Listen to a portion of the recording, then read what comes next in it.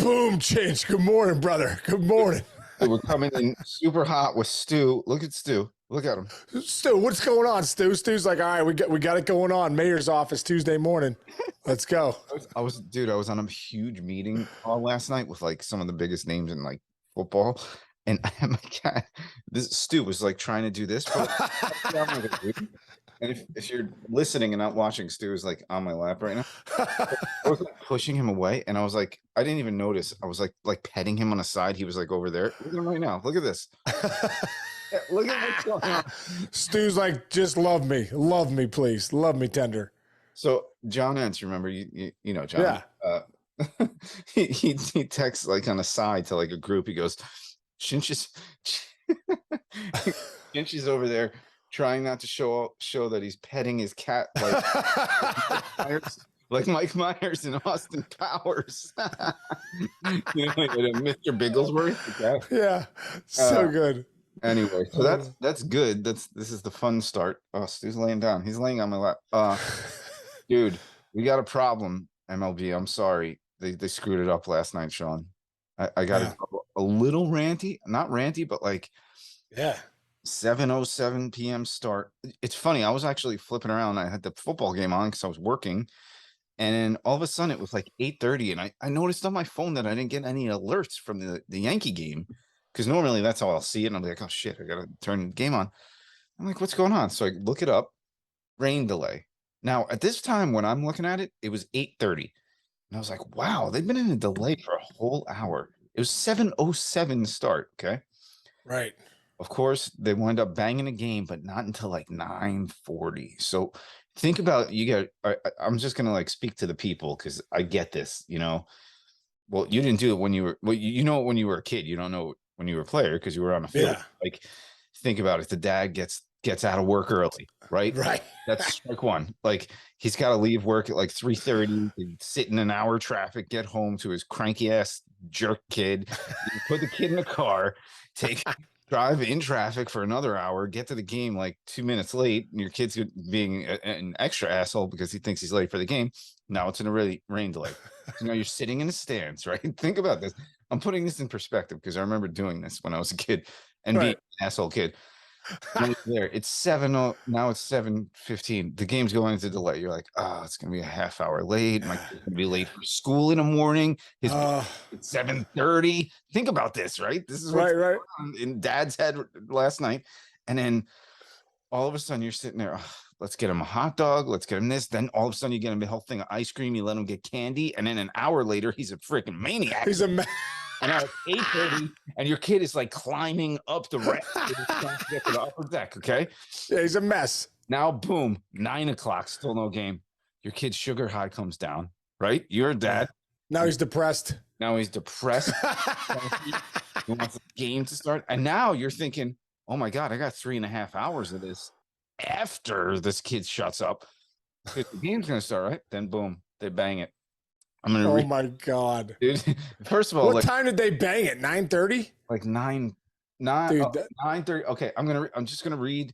I'm gonna exonerate us from being the bad guy here, and I'm just gonna read stuff from actual baseball people, like pretty big time baseball people who tweeted things. Okay, this is Lindsay Adler of The Athletic, who's awesome.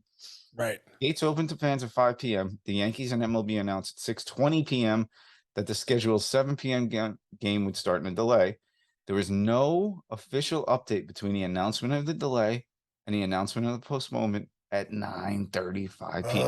Awful. She writes, awful. Former Globe writer Gordon Eads. Terrible way to treat your customers. ESPN's Marley Rivera. There were no good signs at all. Hannah Kaiser, who works at MLB Network and does the Apple games. Well, there you go. This was a colossal mishandling by someone, and not just because the media is cranky. Woof. There's more. Oh, so here's the coolest part, Case. I didn't tell you this before you came on. So they weren't going to give the players to the media. This is what we can talk on first. They were like, no, go home, whatever. You got a game tomorrow. No players to the media, no media coverage, whatever. You know who flipped out? Our boy Joel Sherman. Oh, what'd Sherm say? Dude, he called He went Brooklyn on him. He went Brooklyn on him. He went hardcore Brooklyn old school. By the way, for those who do not know Joel Sherman, he will fight you. He will. He will. And he'll probably win. Like, he is one of the tougher dudes you will ever meet. A maniac in a great way. I love him. Apparently, he called the Yankees. He's like, you cannot do this to people. We want to know what you guys were doing for the last 2 hours. Are you going to tell us who's starting tomorrow? All this and that. The Yankees gave Sherman Cashman, and Cashman did like 2 minutes with him just to like explain how the rainout went. But like, it's so cool that Sherman Sherman's like, listen, I'm about to drop a nuclear bomb until someone gives me answers. I know about what's happening here. All right. So I know this is a long story, but I really do like go back to being the jerk kid. I don't know, go back to being the dad. Like it was a tough spot, man. I don't know. Yeah. No, that's never great. It's never great. It's not great for anybody. I mean, even as a player, sitting in there and waiting for freaking, listen, you become a weatherman as a player too. You're always checking the Doppler.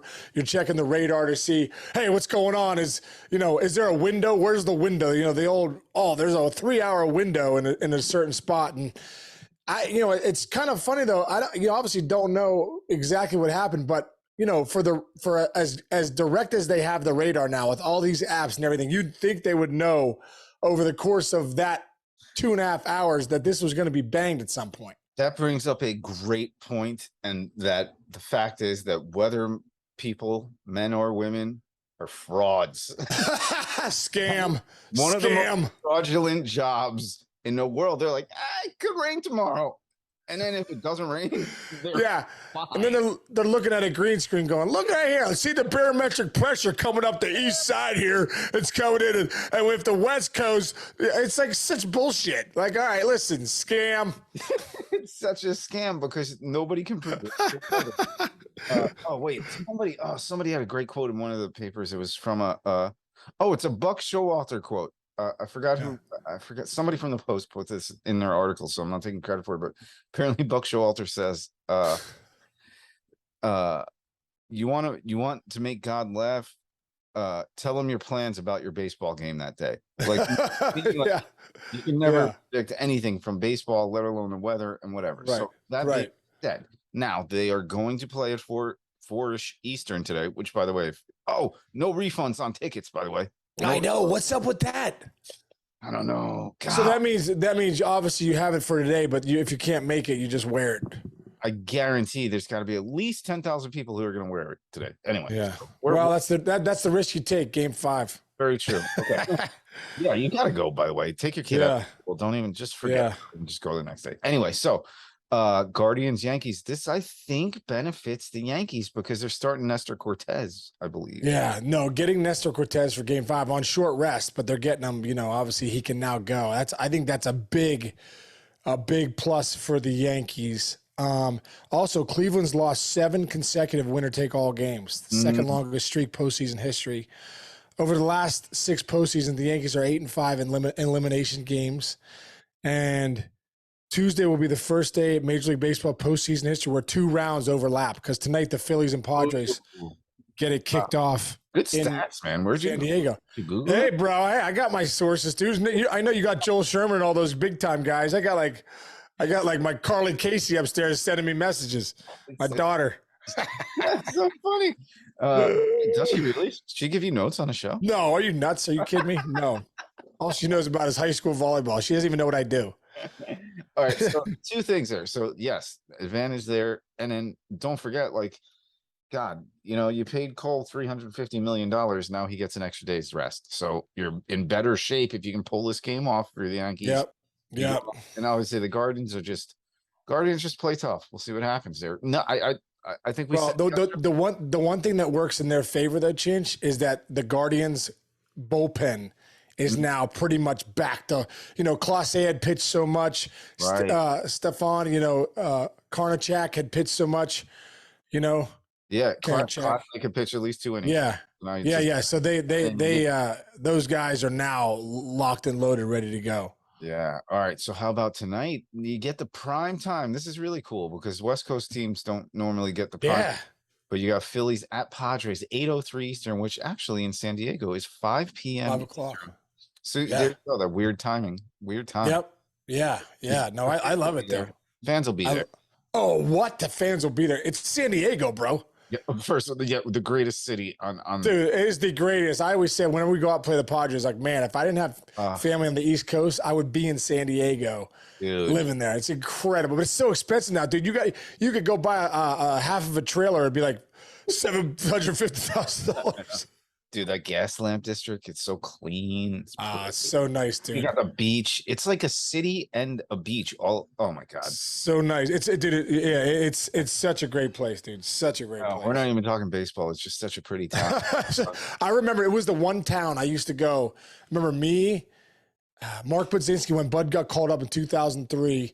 I want to say and maybe Chris Rietzma. We went out on we had not an off day. No, we had a night game, but we still went out and rented a boat in San Diego just to enjoy ourselves. Like in the morning, we were out there for a couple hours, just going around. And dude, that was like right after 9/11. Here's a great story. So there's those big aircraft carriers out there. My cousin Tim works on them. Like incredible. He's an engineer out there, right? And they said a few weeks earlier, one of the aircraft carrier, there was some young kids that were near the boat. They were on their boat, maybe having a few pops or whatever. Yeah. And they were like, they come on the thing. They're like, please back up from the boat. You're too close to the aircraft carrier. And they're like, hey. And they're like, this is your final warning. No way. Dude, they sunk the kid's boat. No, they did not. Bam. Yeah, final warning. And they went out and arrested them. Oh, they came out and arrested the guys. Yeah, that's it. That's all she wrote. You're the dad? I'm in a fucking barracks, Dad. Yeah. They shot my boat down like battleship. Yeah. It's funny. Remember the San Diego All-Star game? Remember Mike Santini. We'll give him credit for this. So San Diego All-Star game, the network sent Dan Plesac and Ryan Dempster to one of the aircraft carriers. Oh, no way. Yeah, and Jess was there too. Jess was still at the network. Here, I'm going to show you this. Yeah. This is Jess's picture. That's her, Santini. You got Mike Wool in there. Oh, that's cool, dude. That's so cool. In the middle, that's Dempster and Plesac. And the coolest thing they did was they played catch and wiffle ball with the players on the boat. Those boats are so huge. So big, dude. They're so big. They're so big. I have a buddy of mine who I was just hanging out with, Ross Drenning. He is like a Top Gun, like fighter pilot, like legit recently. And he said those things, bro, they're like, if you get 7 of those things together out on sea, or I don't know how many it is, but whatever it is, you become the world's 7th largest army just with those aircraft. Yeah, it's incredible, dude. Incredible. Crazy. Imagine being a captain of those. That's so cool. Oh, dude, it's incredible. What's the movie with Denzel and Gene Hackman? Oh, Red October. Oh, no. That's who's that? The guy that shot the person. Alec Baldwin. That's a terrible. Okay, that was it. Wait. Wait, no. Wait, hold on. I'm gonna hold on. No. I know what it is. Gene Hackman. Oh, Red October. No. That's no. Hold on. Wait, I know what it is. I got it. I have it. So now you got to keep guessing. I'm not gonna wait. So who's it? Gene Hackman? Dude, Gene Hackman is the commander of the sub, and they bring in hotshot Denzell. Dude, it's one of it might be top 10 movies. Dude, what's it called again? I can't remember. I'll give you one guess. It's a color, but not like. Yeah, it's something. It's not red though. No, but it's a form of red. There's a college football team who has the same name as this movie. Oh my God, are you serious? Come on. Oh, Crimson Tide. Yes. Crimson Tide. Let's get it. I knew it, dude. Let's go. It just popped into my head. What a great movie that was. Right? Dude, great movie. All right. Such a great movie. All right, moving on. Not better than Hoosiers, though, when Gene Hackman was like, oh, wait. What's wrong, guys? What's wrong? He's like, I'll make it, coach. Are we in movies right now? What else? Jimmy Chipwood, yeah. Jimmy Chipwood, right? Wait, hold on. Before we break down the Padres, let's go. So many good Gene Hackman movies, bro. I know. Let's go. You ready? And he had it like one after another for a while. Dude, The French Connection. We got Crimson Tide. Oh, dude, Replacements, underrated football movie. Have you seen that? Oh yeah, yes. Very fun. Was Keanu Reeves in that? Yeah, Keanu was a quarterback. That's right. He was in all the Supermans. He was Lex Luthor. Oh yeah, he was Lex Luthor in the Superman. That's right. Dude, The Firm with Cruz. We were talking about. Dude, it never stops. This movie, The Chamber, all these. It's got so many good movies. We're definitely forgetting a couple too. He was in Young Frankenstein, which I did not know. That's not one I would really care about. Gene Hackman. You shouldn't even mention that ever again. Yeah, like, hey, Gene Hackman was in Young Frankenstein. It's totally not. Well, anyway, all right, let's move on. So Padres, are the Padres going to win at home in this game or what? Padres are good, man. I mean, but the Phillies, dude, there's something about the Phillies right now that I like the way way they're playing. They got mojo. Yeah, they got big time mojo. What's the so you got Zach Wheeler going against Yu Darvish. Yeah. Yu's been pretty legit. Yeah. This postseason, but so is Wheeler. Wheeler's last start was nasty. This is gonna be I really think I love these lineups too. They're both swinging the bats well. They're both hot. So we'll see what happens. I like the Phillies in game one for whatever reason. I just something about the Phillies mojo. I know the Padres obviously just beat the Dodgers, but the Phillies just beat the Braves, the two best teams in baseball. So I think it's going to be a great series. I like the Phillies for whatever reason in game one. Oh, that's a good one. I like that. You know, you got such good players. You got Harper, you got Machado, you got who else we got? I mean, this is a good Juan Soto. Juan Soto. By the way, did you see the post-game interview with Soto in the locker room when they were celebrating and Big Papi on Fox? No, I didn't see it. What dude. Papi stood up and starts dancing and going, "You're 21 now. You're 21 now. You can party." And Soto's just pouring champagne over his old head because he literally just became legal this last 2 years. So now he can drink in I know. No, now what is he? 23 or 24 now? Whatever. Anyway, so yeah, it's a good matchup. I love when the Phillies are good. It's when any Philly team is good, it's cool because fans are absolute psychos, and it's almost like we were doing Bills Mafia. They're pretty close to Bills Mafia as far as fans. Well, dude, their fans are incredible. And you go back to the end of the year. They had a 14-game road trip, 18-day road trip, 18-day road trip to end the year. The only time they came back to Philly was when they played the Braves there. Yeah. So they're back on the road, but they seem like they do well on the road. I know, right? I'm rooting for Bryce Harper. I've loved the way he carried himself. We met him when he was like 17 years old. He was a Marucci when he was 7. Yes. Oh yeah. From 17 years old until now, the guy has never changed his personality. He's humble, but he's cocky. But like when I say cocky, I say he's super confident. He's super confident. Yeah, as a compliment. Yeah, and he hits bombs. He is like the modern day slugger. He's like the modern day. How about this comp? Reggie Jackson. He's like Reggie Jackson to me. He hits the ball that hard, that far. I'm not talking about like how they play the game. I'm just saying like he is that kind of guy, and he's been stepping it up this whole towards the end of the year and then through the postseason. Yeah, bombs. Yeah. Well, one thing. Well, first off, he's healthy. He broke his thumb. Whatever in San Diego last time they were here. So this will be maybe a redemption song for him. But I think when you think Bryce Harper, man, the way he plays the game, how hard he plays the game, dude, he has an elbow. He's going to have surgery on his elbow. Basically, he has Tommy John surgery in the offseason. Been playing with it all year. Thank God for the DH in the National League, or they'd have really been screwed because he was on his way to another MVP before he got hit in the hand. But now he's back. He's healthy, driving the ball all over the place. His at-bats, watch his at-bats versus lefties or righties, man. This guy is a tough out. It's been fun to watch him mature. You can't teach experience. When you start, getting that veteran mindset, you can see in these last few years, that veteran mindset is like so different. So you're right, man. I love Bryce Harper. He's must-see TV to me. And I also think Manny Machado is too. And if you go back to that draft, I don't know if it was 2011, whatever draft it was, 2010, somewhere around there. Machado, it went Harper 1, Machado, no, Jameson Tyone 2, and I think Machado 3, if I have that right. I think it was the Nationals, Pirates, and then the Orioles, 1, 2, 3. Because in Pittsburgh, they're always like, we could have had Manny Machado, franchise shortstop. Yep, you got Bryce Harper, Tyon Machado, good call. And then Yeah. Drew Pomerantz's in that draft. Matt Harvey Yeah. draft. Poor Yeah. So but Machado and Harper will always be, connected through that draft, being 1 and 3 in that draft. One of the best drafts ever, probably. Great point. All right. Yeah. Well, Yeah. dude, I'm late. Now I'm late. I'm 2 minutes late for my meeting. Okay, you got to go. You got to go. You don't want Tony and John pissed off, okay?